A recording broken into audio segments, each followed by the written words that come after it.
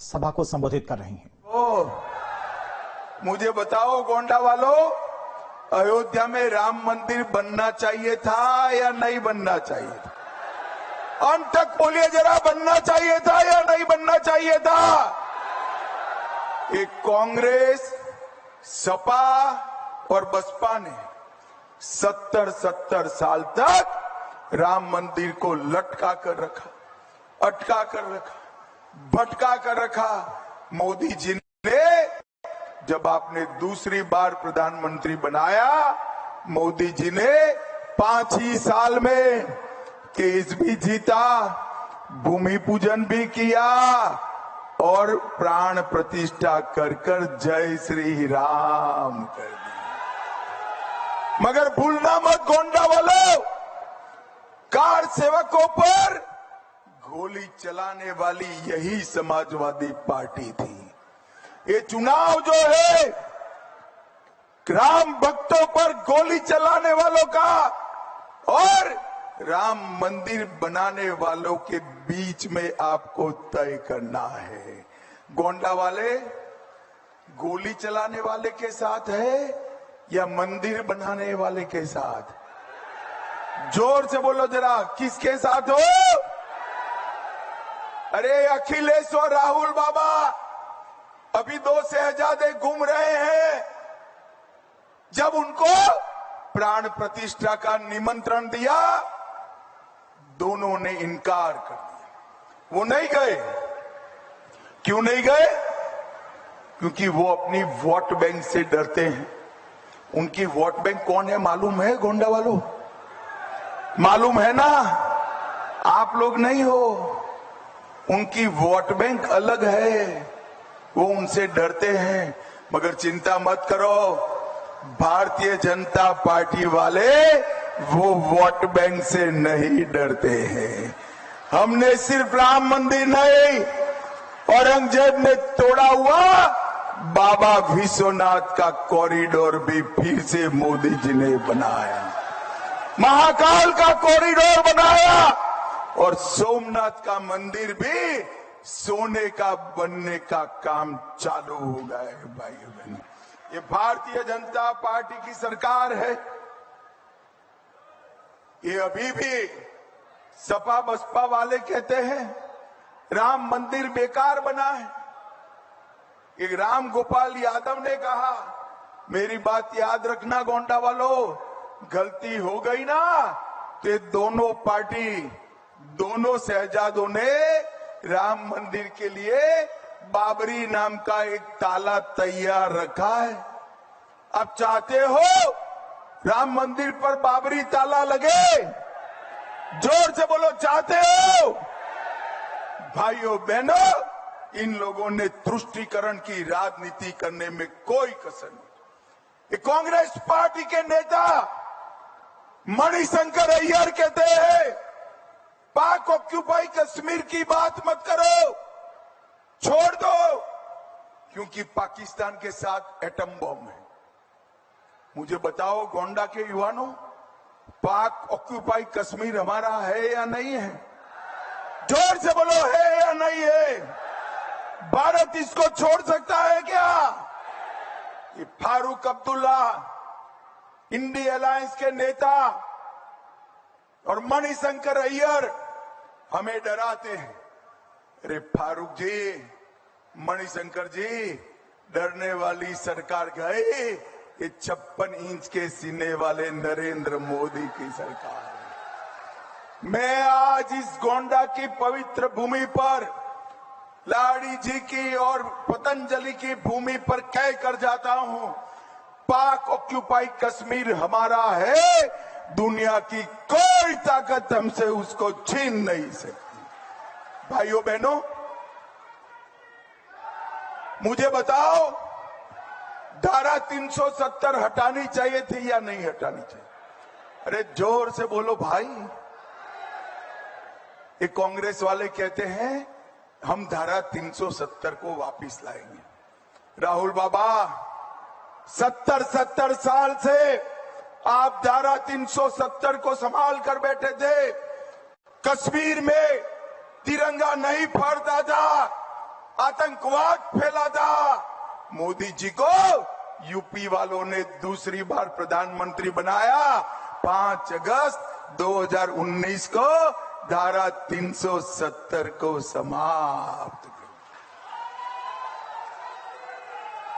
और मैं आज कहकर जाता हूं, राहुल बाबा, आप कितना भी जतन कर लो, अब धारा 370 को दुनिया की कोई ताकत नहीं ला सकती, कोई ताकत नहीं ला सकती। भाई और बहनों, इन लोगों ने सालों तक आतंकवाद को चलाने का काम किया है। 10 साल तक सोनिया मनमोहन की सरकार थी, सपा बसपा के समर्थन से चली। 10 साल तक पाकिस्तान से आलिया मालिया जमालिया आते थे, बम धमाके करते थे और चले जाते थे। परंतु अपनी वोट बैंक की लालच से ये दोनों शहजादे चुप रहते थे। मोदी जी आए, फिर से उरी और पुलवामा पर पाकिस्तान ने हमला किया, मगर पाकिस्तान वाले भूल गए कि मनमोहन सिंह की सरकार नहीं है, नरेंद्र मोदी की सरकार है, कांग्रेस की सरकार नहीं है, भाजपा वालों की सरकार है। 10 ही दिन में नरेंद्र मोदी जी ने सर्जिकल स्ट्राइक और एयर स्ट्राइक कर पाकिस्तान के घर में घुसकर आतंकवादियों का सफाया करने का काम नरेंद्र मोदी जी ने। भाइयों बहनों, उत्तर प्रदेश में जब तक सपा बसपा कांग्रेस की सरकारें चली, कोई काम नहीं होते थे। मैं आज बताना चाहता हूं भाइयों बहनों, भारतीय जनता पार्टी की सरकार बनी, गोंडा में हमारे कीर्तिवर्धन सिंह को आपने सांसद बनाया, ग्राम सड़क योजना 680 किलोमीटर, पूरे अवध क्षेत्र में सबसे ज्यादा रोड बनाने का काम हमारे कीर्तिवर्धन सिंह ने किया है। जोर से ताली बजाओ। कोसी पुल के पास बाईपास बनाने का काम किया, फ्लाईओवर बनाने का काम किया, कर्नलगंज की सरयू नदी पर पुल बनाने का काम किया, मिसरोलिया क्रॉसिंग, महादेवा क्रॉसिंग और सोनी गुमटी में 3 रेलवे ओवरब्रिज बनाए और 517 करोड़ कीर्तिवर्धन सिंह गोंडा के लिए रेलवे के कामों के लिए लेकर आए। और मैं आपको कहकर जाता हूं, 2 साल के बाद नवाबगंज रेलवे स्टेशन देख लेना, इंग्लैंड के रेलवे स्टेशन से कम नहीं होगा भाई। पूरा रेलवे स्टेशन नया बन रहा है। गोंडा से दिल्ली तक वंदे भारत ट्रेन चलाई, टिकरी रेलवे स्टेशन का नवीनीकरण हो रहा है। ग्रामीण आवास योजना के तहत 80,000 गरीबों को घर दिए, 3,36,000 गरीब माताओं को गैस का सिलेंडर दिया, 5 लाख घरों में नल से जल पहुंचाया, स्वच्छ भारत मिशन 6,17,000 घरों में शौचालय बनाए, 4,77,000 किसानों को किसान सम्मान निधि दी और 21,000 लोगों को मुद्रा लोन।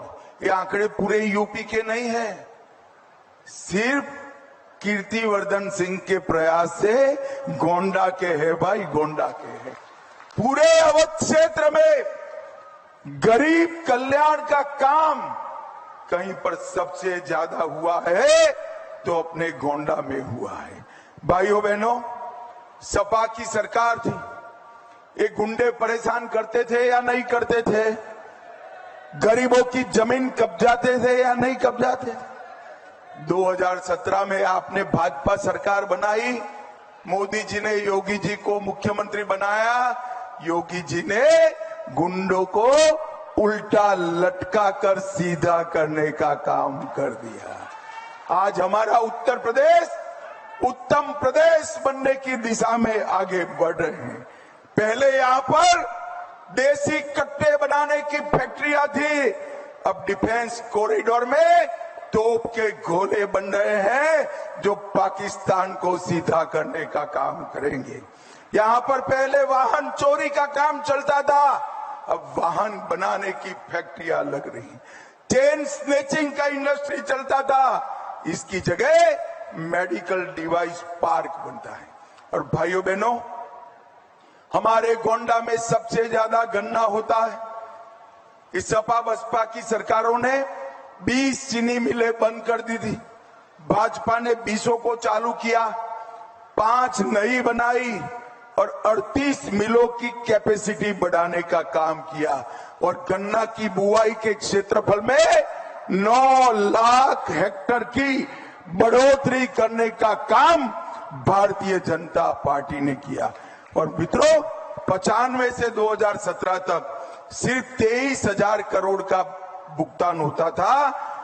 2017 में भाजपा सरकार आने के बाद गन्ना के किसानों को 2,50,000 करोड़ का भुगतान करने का काम भारतीय जनता पार्टी ने किया।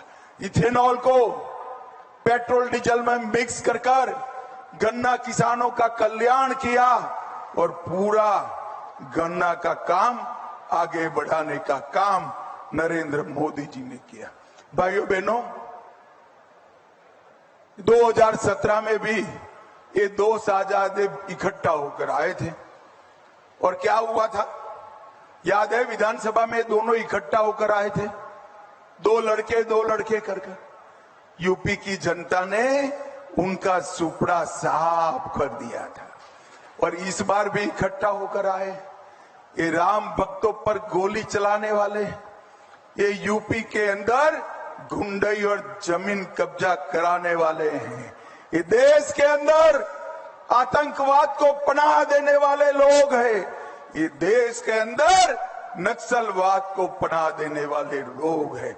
मुझे बताओ भाइयों बहनों, ट्रिपल तलाक हटाना चाहिए या नहीं हटाना चाहिए?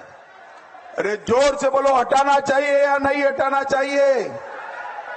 कॉमन सिविल कोड लाना चाहिए या नहीं लाना चाहिए? ये राहुल बाबा कहते हैं हम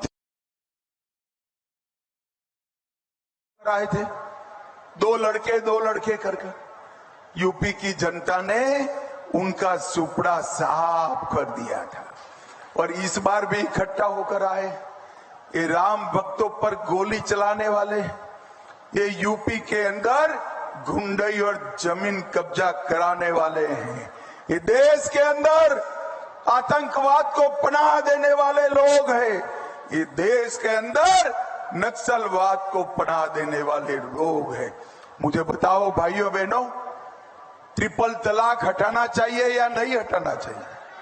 अरे जोर से बोलो, हटाना चाहिए या नहीं हटाना चाहिए? कॉमन सिविल कोड लाना चाहिए या नहीं लाना चाहिए? ये राहुल बाबा कहते हैं हम 370 वापिस लाएंगे, ट्रिपल तलाक वापिस लाएंगे और मुस्लिम पर्सनल लॉ भी लेकर आएंगे। राहुल बाबा, शेख चल्ली के स्वप्न देखते रहो, ना आपको जीतना है ना वापिस आना है। मैं गोंडा वालों को कहकर जाता हूं, जब तक भाजपा का एक भी सांसद संसद के अंदर है, ना 370 आ सकता है ना ट्रिपल तलाक फिर से आ सकता है। राहुल बाबा, अभी तो आप खुद के जीतने की चिंता करो। मैं अभी रायबरेली से आता हूं, ये मीडिया वालों के सामने कहकर जाता हूं, रायबरेली में राहुल बाबा प्रचंड मार्जिन से चुनाव हार रहे हैं। मेरी बात याद रखना भाइयों बहनों, ये देश आने वाले दिनों में दुनिया का नेतृत्व करने के लिए तैयार खड़ा है। मोदी जी ने 140 करोड़ लोगों के सामने विकसित भारत, आत्मनिर्भर भारत का लक्ष्य रखा है। मोदी जी ने पूरे विश्व में हर एक क्षेत्र में भारत नंबर 1 हो, ऐसा भारत बनाने का लक्ष्य रखा है। और वो लक्ष्य पूरा करने का काम गोंडा वालों का है। और वो लक्ष्य कैसे पूरा होगा मैं बताऊं? राजा साहब आगे आओ जरा। ये लक्ष्य पूरा करने का एक ही रास्ता है, कीर्तिवर्धन सिंह जी को बड़े बहुमत से जिता दीजिए। मुझे बताओ, कमल के निशान पर बटन दबाओगे क्या? अरे जोर से बोलो, दबाओगे क्या? कीर्तिवर्धन सिंह जी को जिताओगे क्या? फिर से 400 पार कराओगे क्या? मोदी जी को तीसरी बार प्रधानमंत्री बनाओगे क्या? तो मेरे साथ दोनों हाथ उठाइए, उठाइए दोनों हाथ, विजय के संकल्प की मुट्ठी बींचे और प्रचंड आवाज से बोलिए, भारत माता की जय श्री राम, जय श्री राम, वंदे वंदे। भाई एक बच्चा यहां तस्वीर लेकर खड़ा है, उसके पास से तस्वीर लेकर मुझे पहुंचा दो जरा। बेटा दे दो तुम तस्वीर, मेरे पास आ जाएगी। क्या नाम है? जोर से बोलो बेटी। है? चलो बहुत बहुत धन्यवाद तेरा। तस्वीर मैं तेरी घर पे लेकर जाता हूं। हाँ चलिए। गोंडा में बीजेपी प्रत्याशी कीर्तिवर्धन सिंह के लिए प्रचार करने के लिए गृहमंत्री अमित शाह पहुंचे हुए थे, जहां की ये सीधी तस्वीरें आप देख रहे थे। लगातार वो उत्तर प्रदेश की अलग अलग लोकसभा सीटों पर धुआंधार प्रचार कर रही हैं और गोंडा पहुंचे थे, जहां पर उन्होंने विपक्ष पर भी जमकर निशाना साधा।